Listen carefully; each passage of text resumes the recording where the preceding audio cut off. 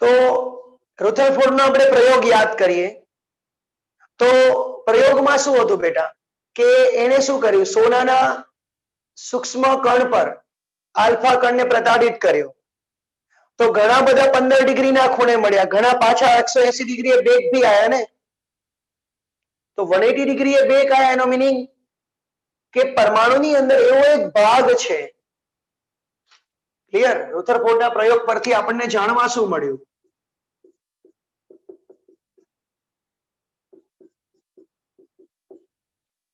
કે અહીંયા જ્યારે આલ્ફા કણને મોકલ્યા, આલ્ફા કણને પ્રતાડિત કર્યો તો એ આલ્ફા કણ અહીં સુધી જ આવ્યો અને પાછો અહીંયા બેક સાઈડ જતો રહ્યો. એ જાણવા શું મળ્યું કે અંદર એવો સખત ભાગ છે, એવો એક સખત ભાગ છે કે જે સૌથી વધારે દળ ધરાવે છે. આમ જો તો 99.7 મતલબ સમથિંગ 99% છે, આટલું દળ ધરાવે છે, જે સખત છે, દિવાલ જેવો છે મતલબ. ક્લિયર? જેને કારણે આ આલ્ફા કણ જે ભારે હતો ને બેટા, કારણ કે આમાં પ્રોટોન એકચ્યુઅલમાં કેટલા રહેલા હતા? 79 પ્રોટોન હતા. સોનાનો પરમાણુ ક્રમાંક 79 ગણો તો 79 તો પ્રોટોન હતા.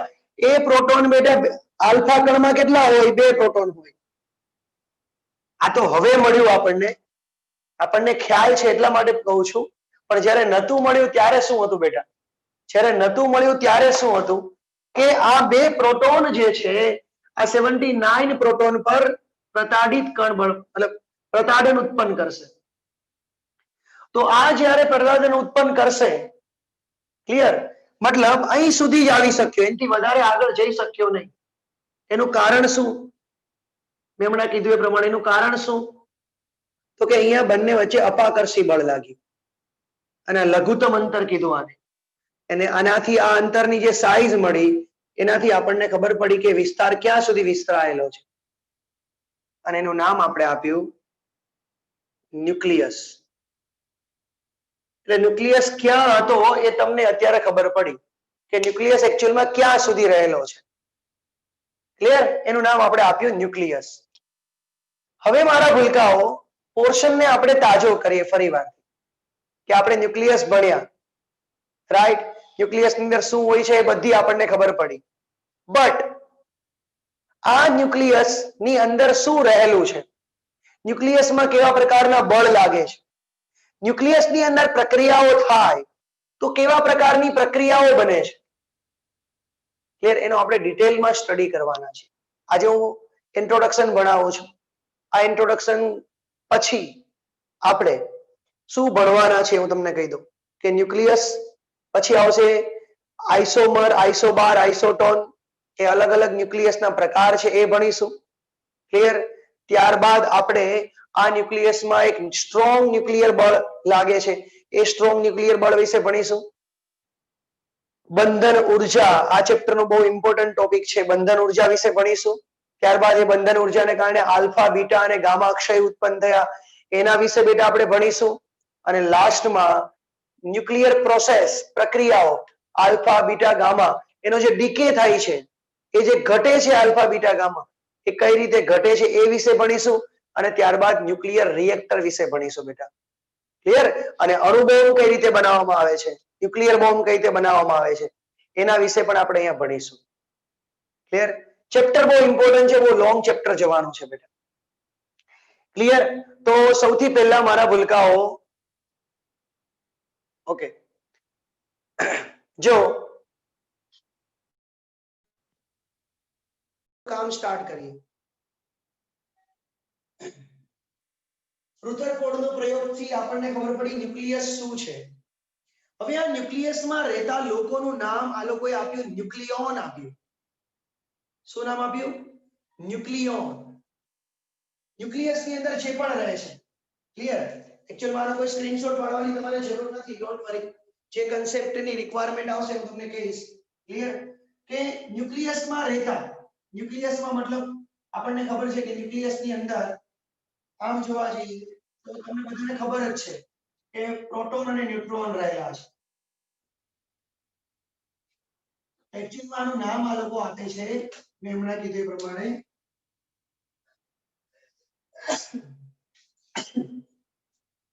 ન્યુક્લિયોન.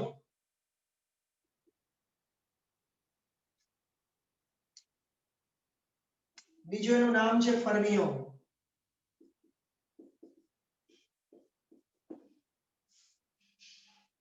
ફર્મિયોન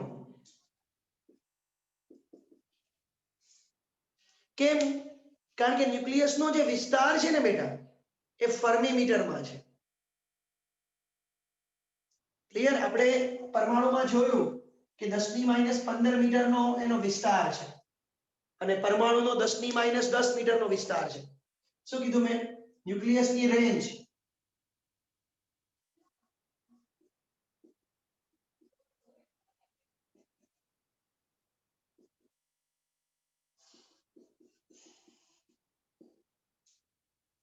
ક્લિયર? આટલી વસ્તુ તમારે બેટા સમજવાની છે. ફર્મિયોન ને ન્યુક્લિયોન આ બે વસ્તુ. હવે આ જે ન્યુટ્રોન પ્રોટોન એની અંદર જે રહે છે ક્લિયર, એ બધાને આપણે કઈ રીતે ઓળખીશું? એની અંદર બધા પોર્શન ને કઈ રીતે સમજીશું? તો કે બેટા આ કાળજીમાંથી બેટા ભણવામાં ધ્યાન આપજો મારા મિત્રો. કોઈ પણ તત્વ હોય, કોઈ પણ તત્વ, એ તત્વને બેટા આપણે આ રીતે ઓળખીશું ZXA. આની કહેશું આપણે X એટલે તત્વનું નામ. Z એટલે બેટા આપણે કહેશું એને પ્રોટોનની સંખ્યા. જેનું બીજું નામ આપણે આપીએ પરમાણુની દ્રષ્ટિ, પરમાણુ ક્રમાંક પણ આપી શકાય. અને જેટલા પ્રોટોન હોય એટલા ઇલેક્ટ્રોન હોય એટલે ઇલેક્ટ્રોનની સંખ્યા પણ બોલી શકશું. એનું નામ શું છે? તો કે આને કહેશું ન્યુક્લિયોનની સંખ્યા.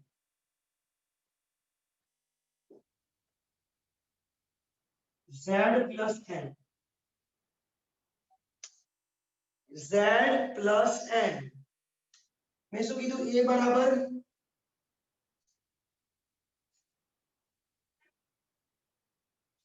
Z+N.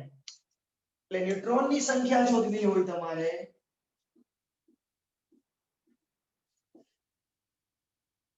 તો A માંથી Z શું કરવાનો બેટા? બાદ કરવાનો. ક્લિયર? ચલો આનો એક સ્ક્રીનશોટ લઈ લો બેટા.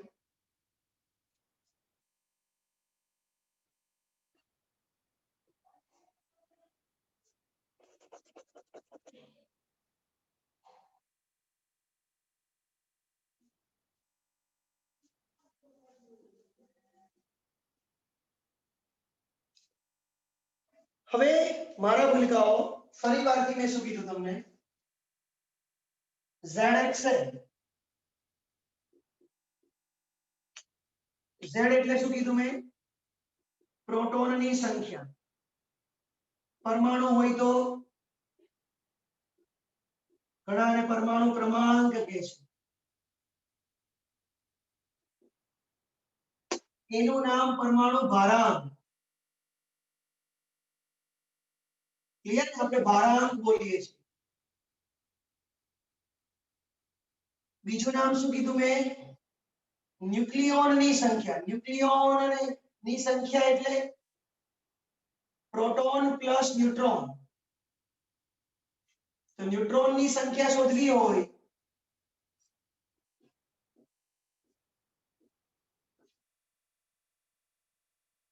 તો A માંથી Z શું કરવાનો બેટા? બાદ કરવાનો. A માંથી Z શું કરવાનો? બાદ કરવાનો. હવે છે ને બેટા X એટલે તત્વનું નામ.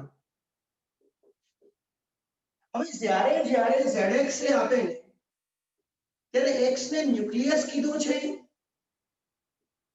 કે કોઈ પરમાણુ કીધો છે? જો સ્પેશિયલી ન્યુક્લિયસ કે સ્પેશિયલી ન્યુક્લિયસ બોલે તો ઇલેક્ટ્રોનની સંખ્યા 0 બોલજો. ઇલેક્ટ્રોન હોય જ નહીં ન્યુક્લિયસમાં. આ મગજમાં યાદ રાખજો. હા, કોઈ પરમાણુ કીધો હોય તો આપણે ઇલેક્ટ્રોનની સંખ્યા આપણે પ્રોટોન બંનેમાં z z જ આવશે, રાઈટ. ન્યુટ્રોન a માંથી z બાદ કરવાના, એ આપણી મેથડ એની એ રહેશે. પણ હું જે બોલ્યો એ કન્ફર્મ યાદ રાખજો. ધારો કે તમને એમ કે હિલિયમના ન્યુક્લિયસમાં ઇલેક્ટ્રોનની સંખ્યા કેટલી, એટલે આપણા માઇન્ડમાં શું હોય છે, z એટલે ઇલેક્ટ્રોનની સંખ્યા, પણ આન્સર તો 0 આવશે. એટલે કન્ફ્યુઝ કરવા માટે તમને આ વસ્તુ આપે તો એને તમારે કોન્સન્ટ્રેટ કરવાની, ફોર એક્ઝામ્પલ 92U238 આ એક ન્યુક્લિયસ છે યુરેનિયમનું. તો આની અંદર જો ન્યુક્લિયસ બોલું ને હું તો ઇલેક્ટ્રોનની સંખ્યા 0, જો તત્વ બોલું, પરમાણુ બોલું બેટા તો ઇલેક્ટ્રોન હોય, રાઈટ. આપણે ખાલી સૌથી પહેલા તો પ્રોટોનની સંખ્યા 92 આવશે, રાઈટ. ન્યુક્લિયોનની સંખ્યા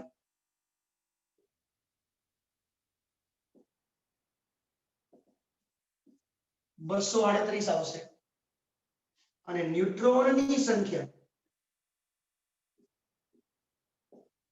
મેં શું કીધું, આ ન્યુક્લિયોનની સંખ્યા છે જેને આપણે a વડે દર્શાવશું.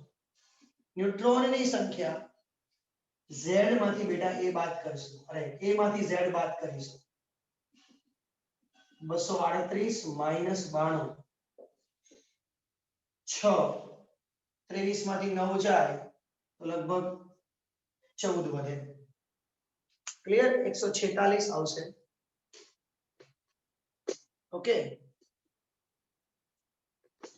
આઈ હોપ કે તમે લોકો સમજી ગયા હશો થિયરી ને, ક્લિયર. ચલો ફોટો પાડી લો બેટા.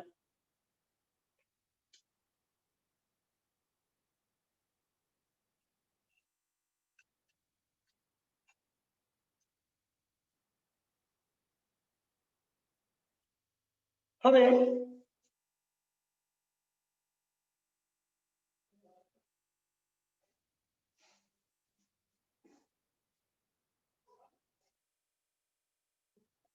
નેક્સ્ટ પોર્શન બેટા આપણે સમજવા જઈએ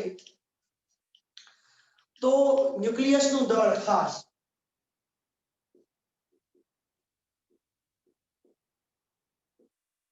AMU માં મેજર થાય છે. AMU મતલબ શું? AMU એટોમિક માસ યુનિટ. એટોમિક માસ યુનિટ વડે એક્સપ્લેન કરવામાં આવે છે. What is the meaning of AMU? Atomic mass unit. Clear? તો બાજુમાં લેપટોપ છે એને મૂકી દો. કાનમાં હેડફોન. એટોમિક માસ યુનિટ. ક્લિયર? તો મારા ભૂલકાઓ 1 એટોમિક માસ એટલે શું? તો કે 6 કાર્બન 12, 6 કાર્બન 12 એનો 12th પાર્ટ લેવાનો. એનું જે પરમાણુ દળ છે એ પરમાણુ દળનો 12th પાર્ટ ને 6 કાર્બન 12 છે ને સૌથી વધારે સ્થાયી છે. તો સ્થાયી 6 કાર્બન 12 ના પરમાણુ દળના એટલે કે કુલ દળ જે હોય એના 12મા ભાગને 1 AMU કહે છે. મારા ભૂલકાઓ 1 AMU નો સિમ્બોલ હવે યાદ રાખશું 1U. એનો સિમ્બોલ યાદ રાખશું 1U is equal to 1.66 या तो 67. હું 1.66 લખું છું ક્રોસ 10 raised to -27 kg.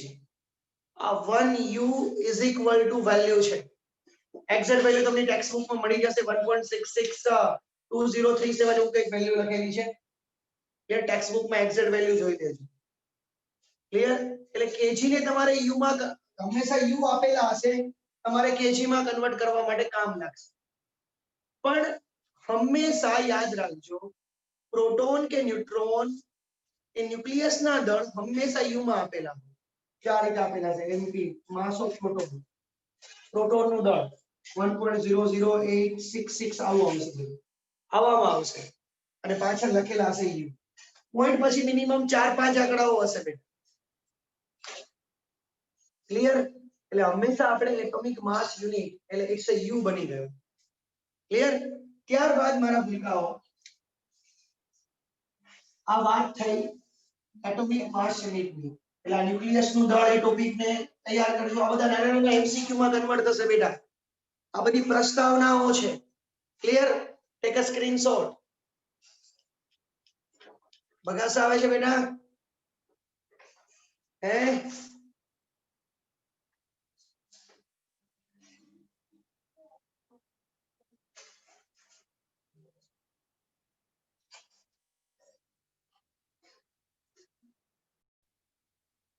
ચલો હવે મને બોલતાઓ ન્યુક્લિયસ નું દળ હવે વૈજ્ઞાનિકો છે ને બધા ન્યુક્લિયસ ના દળ જોતા હતા ન્યુક્લિયસ ના દળનો અભ્યાસ કરતા હતા માસ સ્પેક્ટ્રોગ્રાફ ની રીત કહેવાય છે ક્લિયર એના દ્વારા સ્પેક્ટ્રોમીટર વડે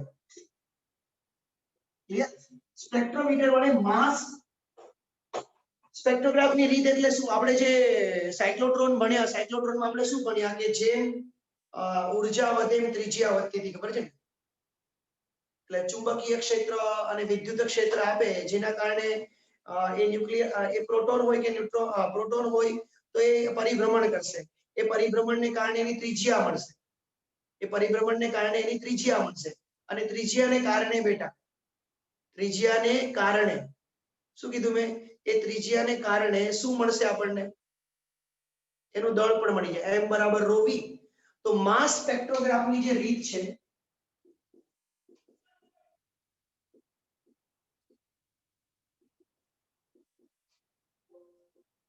રીત વડે જ્યારે અભ્યાસ કરતા હતા અભ્યાસ કરાવતા હતા સમજજો ત્યારે એને શું જાણવા મળ્યું એ વખતે એ લોકો ક્લોરીનના ન્યુક્લિયસનો અભ્યાસ કરતા હતા ક્લોરીનના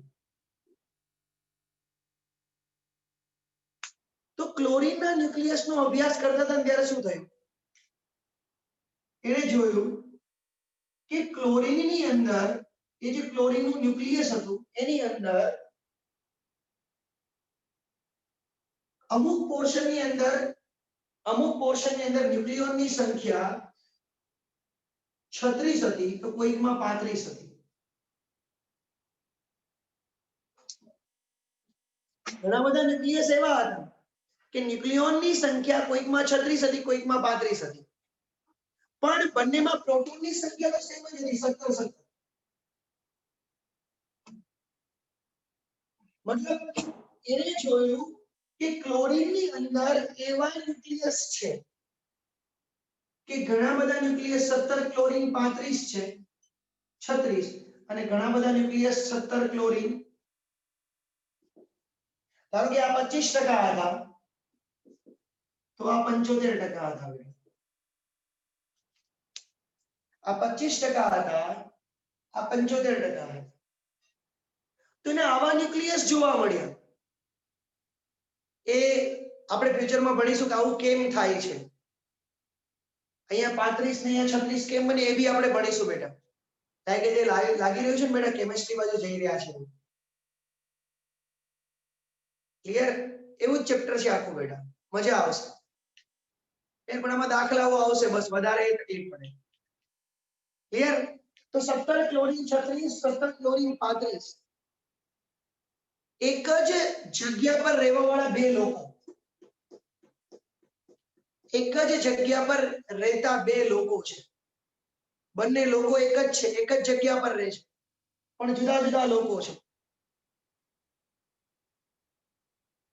તો એક જ સ્થાનમાં રહેતા લોકોનું નામ શું એક જ સ્થાનમાં અલગ અલગ લોકો રહે તે બધા લોકોને કેવા સ્થાનિકો કહેવાય હા વેરી ગુડ બોલો તો મને ખબર પડી જશે પરફેક્ટ બેટા સમસ્થાનિકો કહેવાય શું કહેવાય એને સમસ્થાનિકો ઘણા સમમાં એસઓએમઈ લખ્યું બેટા એસઓએમઈ ના આવે તમે ગુજરાતી લખો છો ને એસે રાઈટ સમસ્થાનિકો કહેવાય ઇંગ્લિશમાં લખો તો એને આઇસોટોપ્સ કહેવાય ઇંગ્લિશમાં શું કહેવાય આઇસોટોપ્સ કહેવાય બેટા. ક્લિયર? તો મારા ભૂલકાઓ એક વસ્તુ યાદ રાખજો બેટા. એક જ મિનિટ હો બેટા.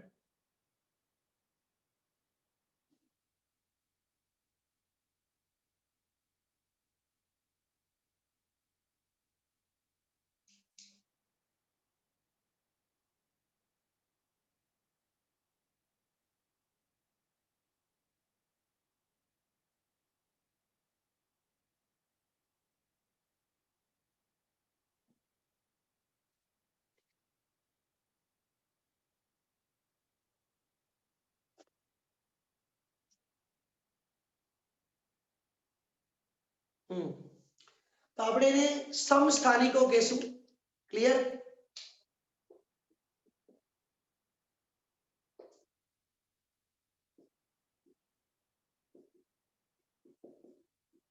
ઇંગ્લિશમાં કહીએ તો આઇસોટોપ્સ, કે જેમાં પ્રોટોનની સંખ્યા સમાન હોય.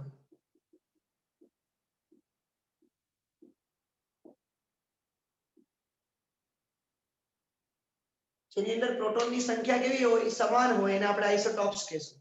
ટેક અ સ્ક્રીનશોટ બેટા.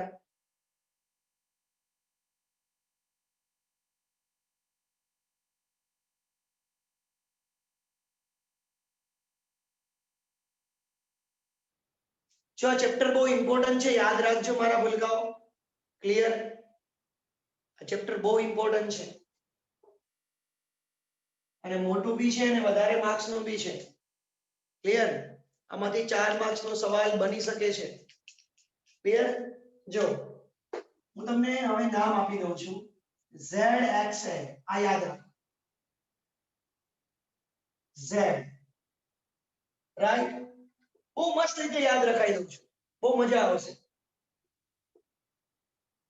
એક તો ન્યુટ્રોન હોય અને A અને Z માંથી A બાદ કરેલું ન્યુટ્રોન મળે, રાઈટ?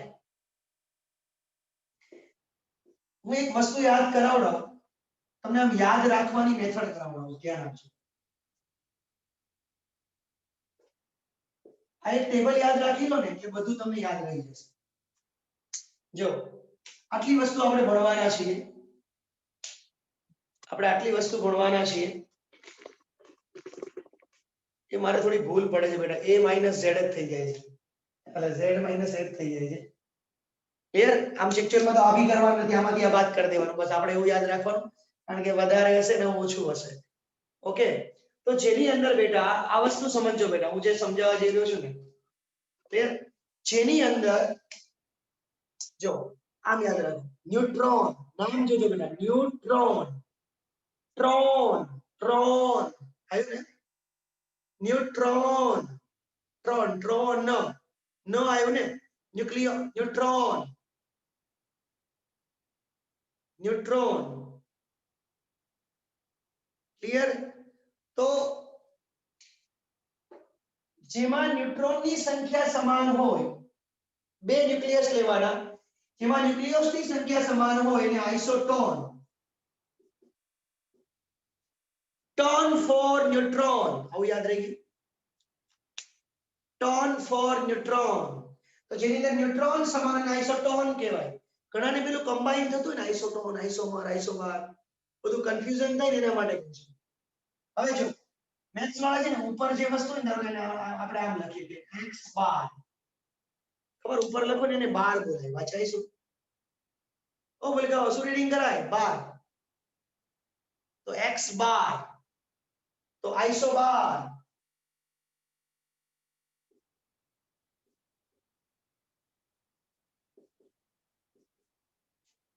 આઇસોબાર એટલે શું સમાન થયું? ઉપરનું, રાઈટ? જેના A સમાન હોય, જેના A સમાન હોય એને આઇસોબાર કહેવાય છે. અને જેના Z સમાન હોય એને આઇસોટોપ્સ કહેવાય છે, રાઈટ? ત્રણે ત્રણ સમાન હોય પણ રેડિયો એક્ટિવિટી ગુણધર્મો જુદા જુદા.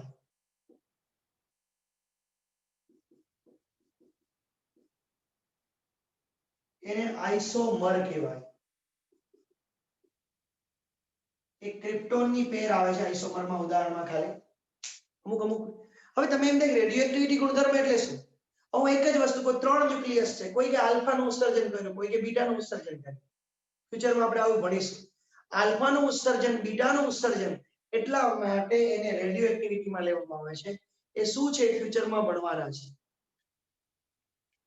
શું છે એને ફ્યુચરમાં આપણે ભણવાના છીએ.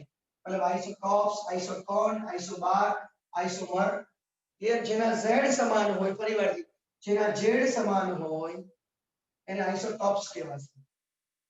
જેના ન્યુટ્રોન સમાન હોય એને આઇસોટોન કહેવાશે.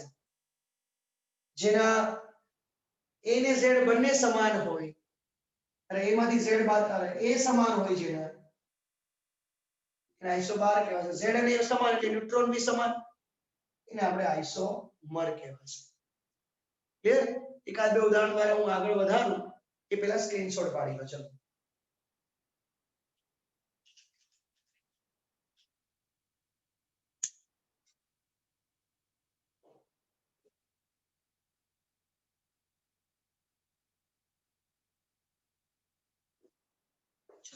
એક પ્રશ્ન પૂછું છું, એના આધારે બેટા મને આન્સર આપજો. તમને ખબર પડી જશે આઇસોબાર, આઇસોટોન, આઇસોમર શું છે.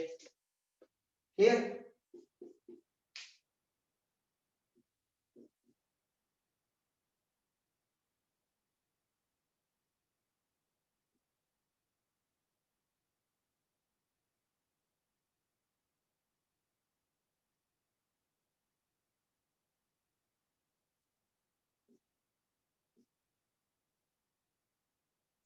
આ ત્રણ ન્યુક્લિયસ છે.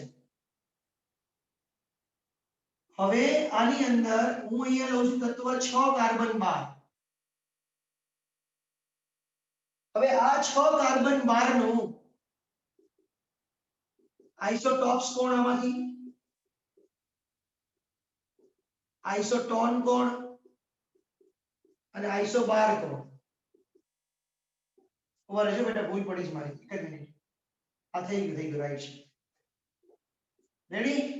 એમાં આઇસોટોપ્સ કોણ, આઇસોટોન કોણ અને આઇસોબાર કોણ? આમાંથી મતલબ ત્રણ છે. એક આઇસોટોન આ તત્વનો એક આઇસોટોન છે, એક આઇસોમર છે અને એક આઇસોબાર છે. એવી પેર બનાવવાની છે મતલબ, રાઈટ?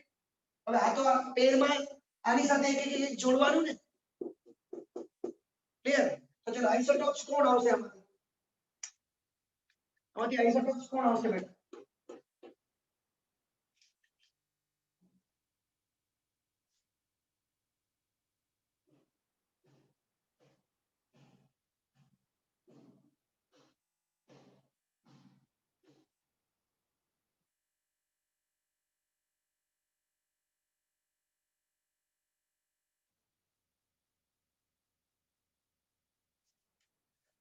ટોપ્સ એટલે Z સમાન.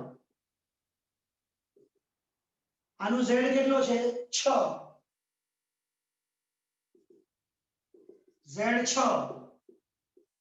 ન્યુટ્રોનની સંખ્યા, ન્યુક્લિયોનની સંખ્યા 12 અને ન્યુટ્રોનની સંખ્યા 12 માંથી 6 બાદ કરો તો 6. તો જેનો Z સમાન 6, તો આ બી 6, તો 6 કાર્બન 13 થયું. ચાલો આમ પણ લખી શકાય અને આમ પણ લખી શકાય. 6 આપણી ચોપડીમાં આવો રીતે લખ્યું છે, 6 carbon 13.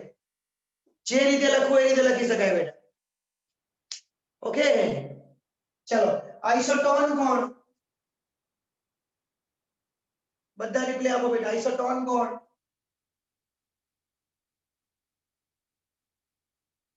Tone for neutron. Tone for neutron. તો કોના ન્યુટ્રોન ઇક્વલ થાય? પહેલા બીજા કે ત્રીજાના?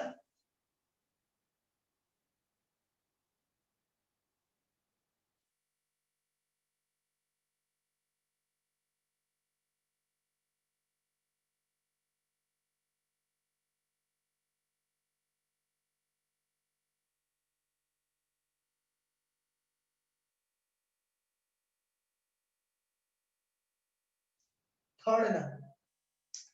13 માંથી 7 જાય તો 6 અને આના પર ન્યુટ્રોન 6 એટલે 7 નાઇટ્રોજન 13 એ આઇસોટોન થશે. આઇસોબાર, આઇસોબાર એટલે જેનો A સમાન હોય. તો A કોનો સમાન છે? આ 12, આ બી 12. તો 5 બોરોન 12. તમે પ્રશ્ન થશે બોલો નીટમાં આવા પ્રશ્ન પૂછાય છે. નીટમાં પ્રોટોનની ન્યુટ્રોનની ન્યુક્લિયોનની સંખ્યા પૂછાય છે બેટા.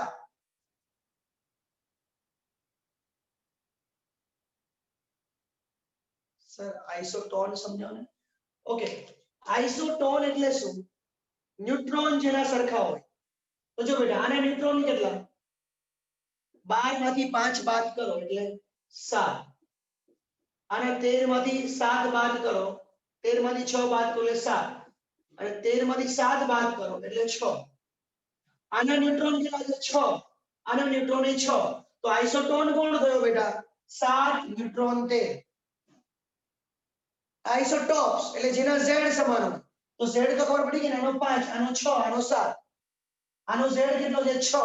તો 6 6 એટલે આઇસોટોપ્સ. આઇસોટોન આઇસો 12 એટલે જેના a સમાન હોય. આનો a 12 છે. આમાં કેમાંથી 12 છે? તો કે આનો 12.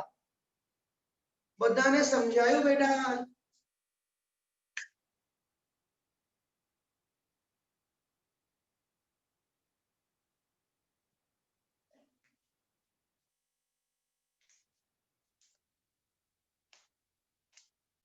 ચલો વેરી ગુડ. સ્ક્રીનશોટ પાડી લો બેટા. હવે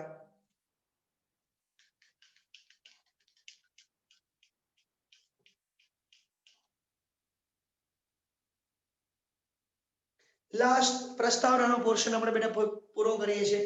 લાસ્ટ પોર્શન.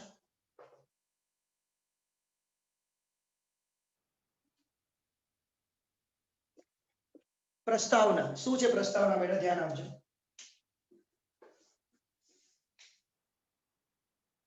લાસ્ટ આઇસોટોપ્સ નું દળ કઈ રીતે નક્કી કરવું?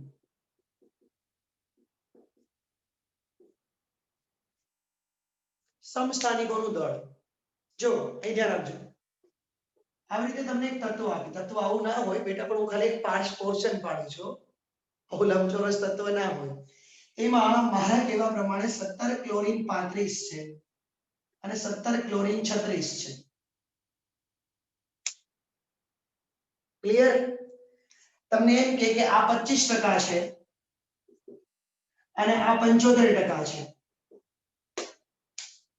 તમને એમ કીધું હોય કે આનું જે દળ છે બેટા, આનું દળ એ 35.0086 u છે. આનું દળ ધારો કે 35.000012 u છે. ફોર એક્ઝામ્પલ કહું છું, આવું કંઈક આપ્યું હશે, રાઈટ? અને તમને એમ કે કુલ દળ શોધો, ન્યુક્લિયસ નું દળ શોધો. તો કઈ નહીં કરવાનું બેટા, આના આટલા ટકા લેવાના પ્લસ આના આટલા ટકા, બંનેનું શું કરી દેવાનું? સરવાળો. સિમ્પલ. એ તો સિમ્પલ હોય ને બેટા. આ જેટલા ટકા છે એનું એટલા ટકા ભાગ થશે, આનો આટલા ટકા ભાગ થશે, બંનેનો સરવાળો કરી દો એટલે ન્યુક્લિયસ નું દળ મળી જશે. ફોર એક્ઝામ્પલ મેં શું કીધું કે 35.0086 એના કેટલા ટકા લેવાના? 25%. પ્લસ આ કેટલા છે? 35.0012 એના કેટલા ટકા? 75%. ટકા દૂર કરતા આવડતા જોઈએ ને બેટા. 35.0086 25% એટલે ભાગ્યા 100 પ્લસ 35.0012 75% ભાગ્યા 100 એટલે એલસીએમ લસા 100 આવી ગયો. આ સરવાળો અહીં મૂકવાનો, લસા 100 એટલે તમારું દળ આવી જશે. આ જ પ્રશ્ન ઉલટી રીતે પૂછે કે તમને કુલ દળ આપી દે. આ જ પ્રશ્ન બીજી આ રીતે પૂછે કે તમને કુલ દળ આપી દીધું, 17 ક્લોરીન 35 અને 17 ક્લોરીન 36. એ બંનેનું દળ પણ આપી દીધું. ધારો કે આ બંનેનું દળ પણ આપી દીધું હશે.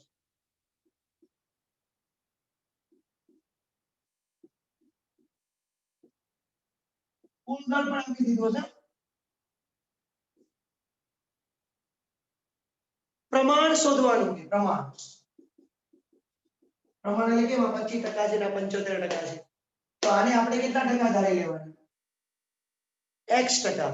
તો બીજા કેટલા થાય બેટા? કોઈ કહેશો? બીજા કેટલા થાય?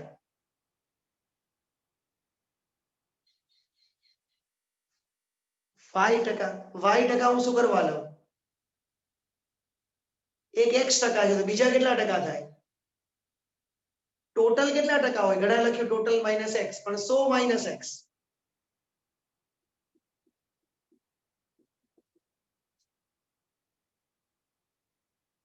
આના માટે સૂત્ર શું યુઝ કરવાનું? આ જ. કઈ રીતે જુઓ ફરી વાર 17 ક્લોરીન ન્યુક્લિયસ નું દળ એ તો આપેલું જશે, બેટા. 17 ક્લોરીન ન્યુક્લિયસ નું દળ તો આપેલું જશે. તમારે શું કરવાનું? 17 ક્લોરીન